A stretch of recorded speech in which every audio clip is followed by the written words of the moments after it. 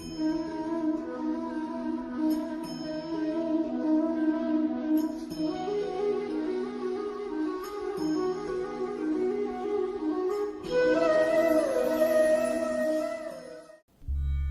साथियों, मैं आचार्य रमेश तस्वाना आपका स्वागत करता हूँ मेरे इस वीडियो चैनल जिसका नाम है ज्योतिष दृष्टि। मित्रों, आइए आपका पूरी प्रशंसा स्वरूप मुझे कई बार टेलीफोनिकली व्हाट्सएप में आप भेजते रहते हो, बताते रहते हो। बड़ी खुशी होती है मुझे आपसे वार्तालाप करके, और जो छोटे छोटे उपाय समाधान मैं आपको देता हूँ, उन समाधानों के द्वारा आपको जो तसल्ली होती है, जो लाभ मिलता है, उसकी खुशी आपसे अपार मुझे होती है। मित्रों, आइए 16 दिसंबर से 22 दिसंबर तक का यह साप्ताहिक फलादेश आपके साथ विचार विमर्श करें। उससे पहले कुछ गृह कलेश संबंधी लोगों ने मुझसे वार्तालाप की थी कि आचार्य जी, पारिवारिक कलह को कैसे दूर किया जा सकता है। गृहस्थ जीवन के अंदर कई बार ऐसी बातें होती है कि जो छोटी छोटी बातें हमारे मन को भरती है। देखिए, कोई भी बालिका आपके परिवार में मिली है या विवाह करके लाए हो आप, तो उसका एक स्थान होता है, और हमारे वेद शास्त्रों में कहा गया है, यत्र पूज्यते रमणी तत्र रमन्ते देवता। जहाँ पे स्त्रियों की, देवियों की पूजा इत्यादि होती है, पूजा का अर्थ है सम्मान होता है, उनका अपमान है। माँ की जगह माँ, पुत्री की जगह पुत्री, बहन की जगह बहन, पत्नी की जगह पत्नी। इस प्रकार से उनका यदि सभी प्रकार से मान सम्मान होता रहे तो फिर किसी प्रकार से वहाँ पर कोई कलह नहीं होता, कोई झगड़ा नहीं होता। परंतु कई बार हमारी छोटी छोटी बातों से उनका मन व्यथित हो जाता है। आप खुद सोचिए, जो अपना घर परिवार छोड़ करके आपके पास आई है और आपके घर को संभाल रही है, जिसने कि आपके लिए तन मन धन एक कर दिया है, वह बालिका किस प्रकार से आपके घर को विकार कर सकती है। इसलिए उनका सम्मान सदैव करना चाहिए। मेरी कई बहनों ने मुझे इस प्रकार का प्रश्न किया कि आचार्य जी, 20 साल हो गए, 25 साल हो गए विवाह को किए हुए, लेकिन आज तक ये समझ नहीं पाए मुझे, और ना मैं इनको समझ पाई। गृहस्थ का जीवन चल रहा है, बाल गोपाल भी साथ में है, लेकिन फिर भी किसी न किसी बात से कलह हो जाती है। तो यहाँ पर मैं आपको छोटे छोटे कलह को दूर करने के लिए छोटे छोटे उपाय दे रहा हूँ। उनको आप विधि विधान से कीजिए, परमात्मा की दया से आपको काफ़ी सफलता प्राप्त होगी। कहते हैं, गृह कलह शांति हेतु जो उपाय हैं, यदि पति पत्नी के मध्य परस्पर सामंजस्य एवं सहयोग की भावना का अभाव हो तो उन्हें गुरुवार को साथ राम सीता मंदिर या लक्ष्मी नारायण के मंदिर में जाकर के भगवान को पुष्प एवं प्रसाद चढ़ाना चाहिए, और उस प्रसाद को जो गरीब वहां पर बैठे हैं उनको बांट देना चाहिए। दूसरा, रोटी बनाते समय तवा गर्म होने पर पहले उस पर ठंडे पानी के छींटे डालें और फिर रोटी बनाएं। अगर गंगा जल है घर में तो गंगा जल रखिए, और गंगा जल के छींटे पहले जो है रोटी बनाने से पहले उसमें डालिए, और भगवान की कृपा से उसके बाद रोटी बनाइए, तो घर के जो कलह हैं वो दूर होते चले जाएंगे। अपने शयन कक्ष में लाल वस्त्र में 250 ग्राम सौंफ बांध कर रखें। दिन में कम से कम एक बार रसोई घर में बैठकर भोजन जरूर करें, और शयन कक्ष में गमले में मोर पंख सजाकर इस प्रकार रखें कि वह कमरे के बाहर से दृष्टिगोचर न हो, किंतु पति पत्नी के पलंग से नजर आते। कृष्ण भगवान की कृपा से आपके गृहस्थ जीवन में हर प्रकार से सुख आनंद प्राप्त होता रहेगा। ये छोटे छोटे टोटके यदि आप करते हो तो भगवान की कृपा से आपके घर के अंदर जो छोटी मोटी समस्याएं हैं, जो परेशानियां हैं, वो दूर होती चली जाएंगी। इसीलिए किसी कन्या का या किसी बालक का विवाह देरी से हो रहा हो या विवाह होने में परेशानी हो रही हो, तो उनके वैवाहिक विलंब निवारण हेतु यह प्रयोग केवल कन्याओं के लिए ही है। विशेषकर आयु होने के बाद भी विवाह होने में बाधा आने पर मुक्ति के लिए शुक्रवार की रात्रि में 8 सूखे छुआरे जल में उबालकर जल के साथ ही अपने सोने वाले स्थान पर सिराने रखकर सोएं, तथा शनिवार को प्रातः स्नान करने के बाद किसी भी बहते जल में प्रभावित कर दें। नंबर 2, यदि कन्या के मंगली होने के कारण, तब मांगलिक आजकल जैसे कहते हैं ना कि हमारी बालिका मांगलिक है, क्योंकि मंगल का जो पूरा विवरण है मैंने अपने एक वीडियो में दिया हुआ है। फिर भी मैं यहाँ पर थोड़ा सा उदाहरण दे देता हूँ। किसी भी बालक बालिका की कुंडली में यदि पहले स्थान में, चौथे स्थान में, 7वें स्थान में, 8वें स्थान में और 12वें स्थान में मंगल हो तो बालक बालिका मांगलिक कहलाते हैं। इसलिए उनके विवाह में देरी हो जाती है, जिसके कारणवश परेशानी उत्पन्न हो सकती है। मांगलिक ही बालक ढूंढना पड़ता है या मांगलिक की कन्या ढूंढनी पड़ती है। इस प्रकार से असुविधाएं हो जाती हैं।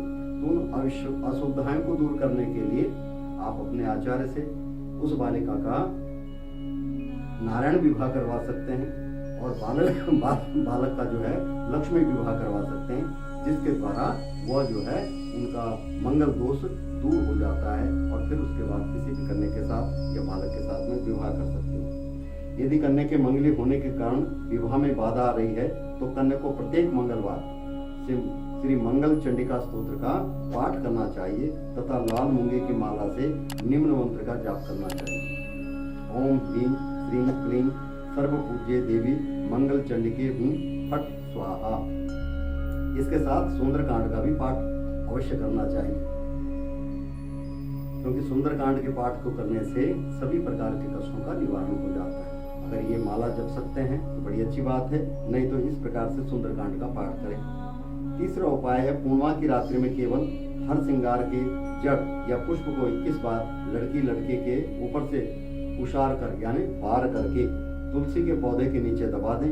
शीघ्र ही विवाह के संयोग बनेंगे तथा साथ ही परेश्वर मंत्र का जप करें। परेश्वर मंत्र का क्या है? ओम भवानी गौरिये पति सुखम सौभाग्यम देहि देहि शिव शक्ते नमः। इस प्रकार से भगवान का ध्यान करने से इन समस्याओं का समाधान हो जाएगा और आपके घर में शीघ्रातिशीघ्र जो है परमात्मा की कृपा होगी। आइए 16 दिसंबर से लेकर के 22 दिसंबर तक हम जो है साप्ताहिक फलादेश में चलते हैं। सबसे पहले 16 दिसंबर को इस बार जो है विशेषतः पूर्णमासी और संक्रांति एक ही दिन पड़ रही है, जो कि 15 दिसंबर को पड़ रही है। 16 दिसंबर को पूष मास की यानी पौष कृष्ण पक्ष की प्रतिपदा है, आद्रा नक्षत्र है। 17 को जो है मंगलवार पुनर्वसु नक्षत्र है, द्वितीय तिथि है और 18 तारीख को मुख्य नक्षत्र है और गणेश चतुर्थी व्रत है। जो देवियां जो है गणेश चतुर्थी का व्रत रखती हैं, इस दिन जो है व्रत रखा जा सकता है। 19 तारीख को चतुर्थी है, आश्लेषा नक्षत्र है, गंडमूल नक्षत्र है। जिन बालक बालिकाओं का इसमें जन्म होता है कृपा करके उनकी गंडमूल शांति अवश्य करवा लें। 20 तारीख को मघा नक्षत्र है, वो भी गंडमूल नक्षत्र है। 21 तारीख को जो है षष्ठी तिथि है, पूर्व फाल्गुनी नक्षत्र है और 22 तारीख को इतवार को उत्तरा फाल्गुनी नक्षत्र है और सप्तमी तिथि है। इस प्रकार सप्तमी तिथि 22 तारीख तक है। 16 तारीख से 22 तारीख तक का तिथियों का एक विवरण मैंने आपको बताया। अब इसमें थोड़ा सा भेद आ जाता है। कई बार कई बच्चों ने, कई बालक बालिकाओं ने पूछा है कि हमारे पिताजी के साथ विरोध हो जाता है, तो आचार्य जी उस विरोध से बचने के लिए क्या करना चाहिए? यदि आपका अपने पिता से मानसिक अथवा किसी प्रकार से विरोध है तो आप शुक्ल पक्ष के प्रथम रविवार को 1.25 किलो गुड़ लेकर किसी शुद्ध जल धारा में प्रभावित करें। इसमें आप इस बात का अवश्य ध्यान रखें कि जल की धारा आपकी ओर नहीं बहनी चाहिए, आपसे विपरीत दिशा में बह रही हो।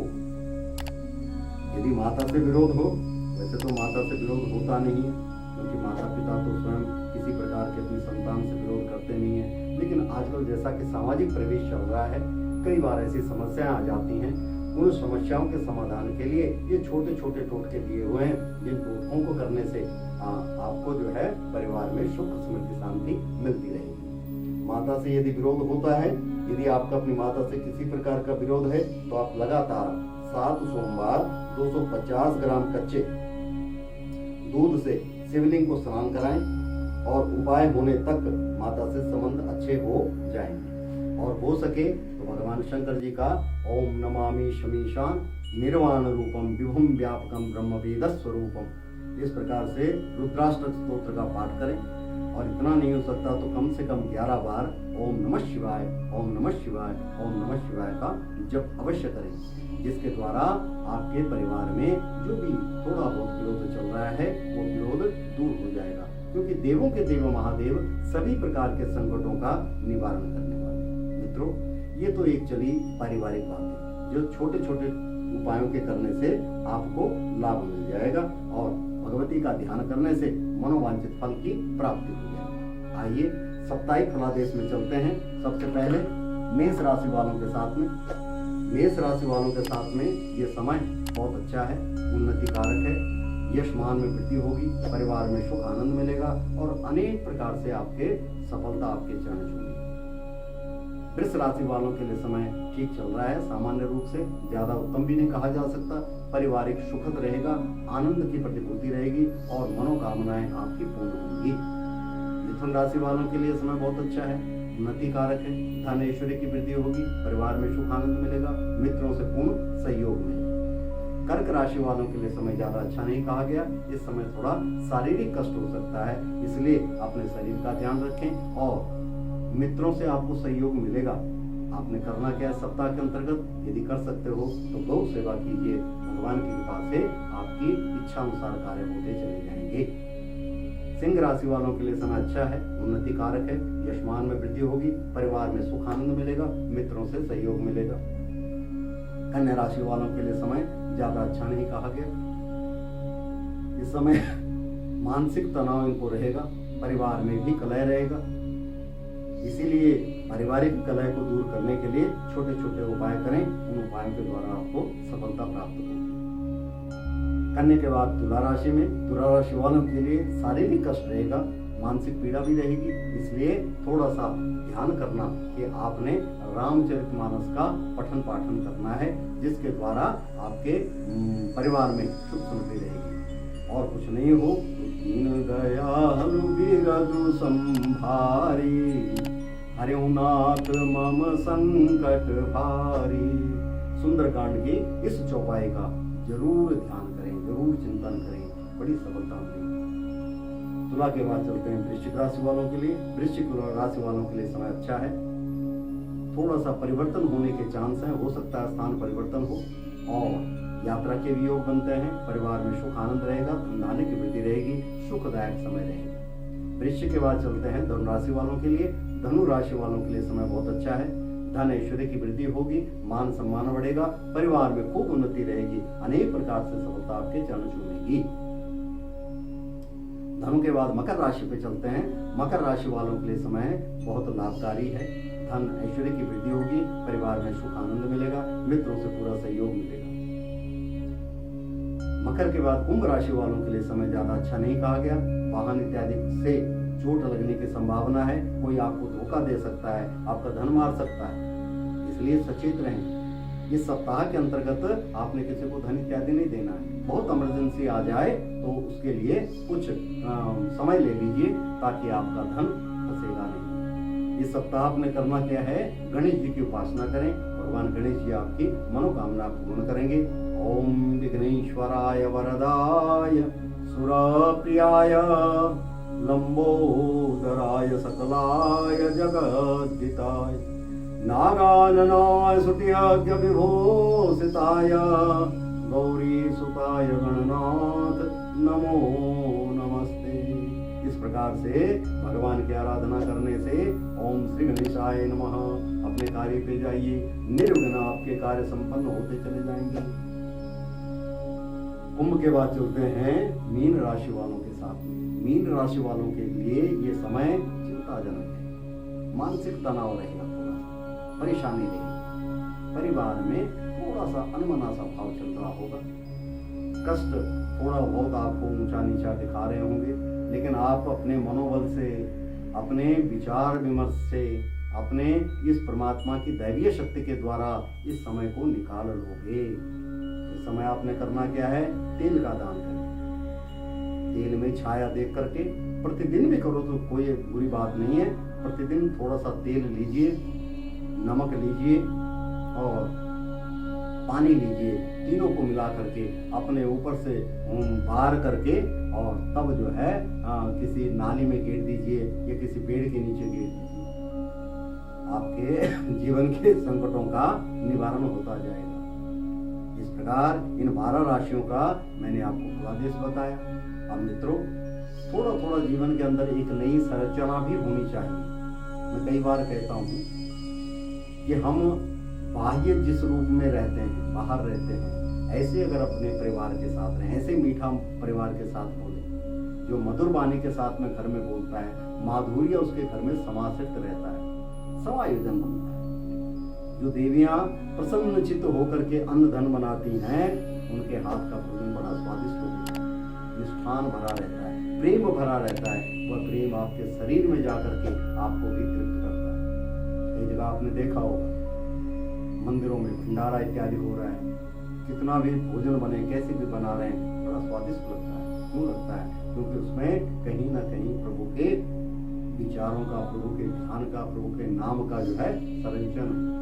इसलिए अपने घर के अंदर भी उस परमात्मा को लाइए, अपने उस क्रोध को, उस अहंकार को, उस दंभ को दरवाजे के बाहर छोड़ दीजिए, तो देखिए कितना आनंद आता है, कितना प्रेम बनता है। यदि आप मुझे मान देते हो, सम्मान देते हो, तो कृपा करके मेरी छोटी बात जरूर मानिए। जब भी घर से निकलो, नारायण के नाम से, उस प्रभु के नाम से जिसको आप मानते हो, हे प्रभु आपके हवाले कर दिया, और जब आते हो प्रभु आपके आशीर्वाद से आज का दिन बड़ा शुभदायक रहा।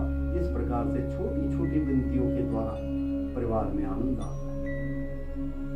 घर के अंदर जो भी आपके हैं सहचरी, आपकी धर्मपत्नी है, आपका बेटा है, बेटी है, उनके छोटे छोटे कार्यों में भी उनको प्रोत्साहन दीजिए, उनका उत्साह बढ़ाइए। देखिए आजकल सामाजिक रूप से देखा जाए तो एकल परिवार है, बहुत सीमित लोग, उसमें भी अगर हमारे अंदर कोई ना कोई विचारकता रहेगी तो कलह तो बनेगा मित्रों। इसलिए उस कलह को खत्म करने की कोशिश करो। दंभ अहंकार जीवन में आगे नहीं बढ़ाना। उस अहम को जिस दिन आपने मार दिया, आप परमात्मा के स्वरूप में जाते हैं। इसलिए उस अहंकार को मार करके और नए जीवन के सर्जन के उसमें चलोगे तो आनंद की ही प्रतिभूति होगी। मित्रों, इन छोटे छोटे उपायों से, छोटी छोटी विचारों से, छोटी छोटी बातों से आप अपने जीवन को बड़ा उमंग से भरपूर बना सकते हो, आनंदित बना सकते हो। देखिए आपका घर किस प्रकार महक उठेगा, चहक उठेगा। क्योंकि हर जीव को, हर वनस्पति को, हर प्राणी को उसका सिंचन करने के लिए खाद की आवश्यकता होती है, जल की आवश्यकता होती है। जब खाद, जल, सूर्य की तपश उसे मिल रही है तो देखो कितना प्रफुल्लित होता है। इसलिए अपने परिवार में जितना आनंद के साथ आप रहोगे उतना ही आनंद आप पाते चले जाओगे। मित्रों, मेरी इस बात को आप गांठ बांध करके अपने जीवन में उतारिए। आनंद कैसे मिलता है? इन्हीं विचारों के साथ, इन्हीं शब्दों के साथ मैं अपनी वाणी को विराम देता हूँ। नए विचारों के साथ, नए शब्दों के साथ आपके समक्ष आएंगे। तब तक के लिए नमस्कार।